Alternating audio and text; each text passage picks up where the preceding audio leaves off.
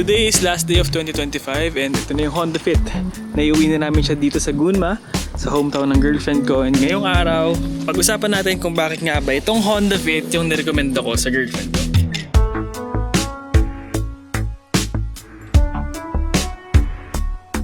So, number one reason kung bakit nirecommend ako itong sasakyan na to is fit sa budget. So, itong sasakyan na to is 440,000 yen lang. Kasama na lahat. Kasama na yung change oil, bagong palit yung brakes, bagong palit yung brake shoe, bagong tires. Halos lahat. Kaya nga sabi ko sa inyo, itong sasakyan na to, kahit second hand to, parang brand new to gagamitin ng girlfriend ko. Number two is fit sa economy. Itong sasakyan na to is 1.3 liter engine lang. Kaya ang konsumo ng gas niya is nasa around 15 to 20 kilometers per liter. Kahapon nga, galing kaming Iwate and papunta ditong Gunma, nagpagas kami ng 4,500 yen. From Iwate to Gunma, nasa 500 kilometers yon. And meron pang natira. And kung mapapansin nyo, meron pang natira na medyo konti pa. So, sobrang tipid na itong sasakyan na to and hindi mo mapapansin na mabagal siya. Medyo mabilis din siya for a 1.3 liter engine. And number 3 is sobrang fit sa parking. So, tignan nyo yung parking dito. Dito kasi sa Japan, medyo may hirap yung mga parking nila kasi medyo makikitid.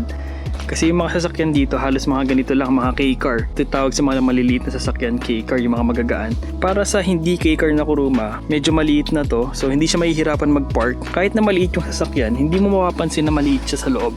Kasi ang laki rin ng space. Tignan niyo yung upuan niya, parang sobrang komportabling upuan. And sa likod, kaya 3 tao, and itong upuan na to is nafo-fold. Paglagyan ng mga gamit kung maglilipat ka. So yun, number 3, fit sa parking. And number 4 is dahil fit na fit to sa girlfriend ko. Kitago.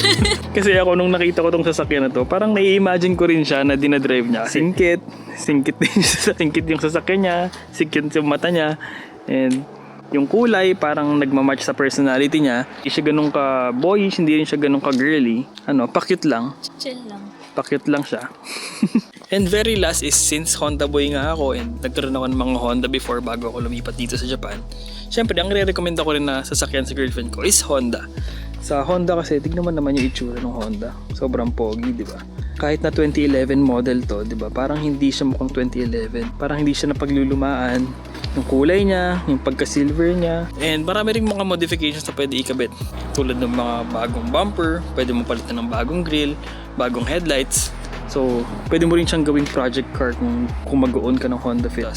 And kung sakaling magkaroon ng problema dito, pwede niya akong tawagan or pwede ko siyang puntahan para ayusin. Taka ko lang ng mga tools.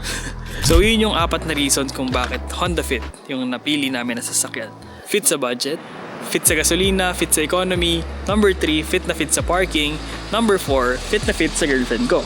Yan naman, ang ganda naman kasi talaga ng Honda Fit, di ba? So, dito ko na muna tatapusin yung series na to on owning a Honda Fit or a car here in Japan.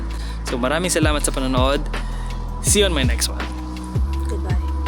So, yung mga personal reasons ko lang din kung bakit gusto ko itong sasakyan or yung mga nagustuhan ko dito sa sasakyan is sobrang dami niyang cup holders. So, number 1, number 2, number 3, number 4, number 5, number 6, number 7, number 8, number 9, and number 10. Total of 10 cup holders meron ka sa 5-seater na sasakyan. Tingnan niya naman yung likod. So, kasya to. So, isipin mo kung nakatayo yung maleta. 2, 3, 4. Siguro kaya 4 na maleta dito sa likod. Tapos sa harap, 5 tao. 1, 2, 3, 4, 5. Kaya pa nga 4 dito. Pero dito kasi sa Japan, mahigpit sila pag ganun. Kapag 5 person lang yung sasakyan, 5 lang talaga. Bawal mo ipilit. Correct. Safety first dito talaga sa Japan.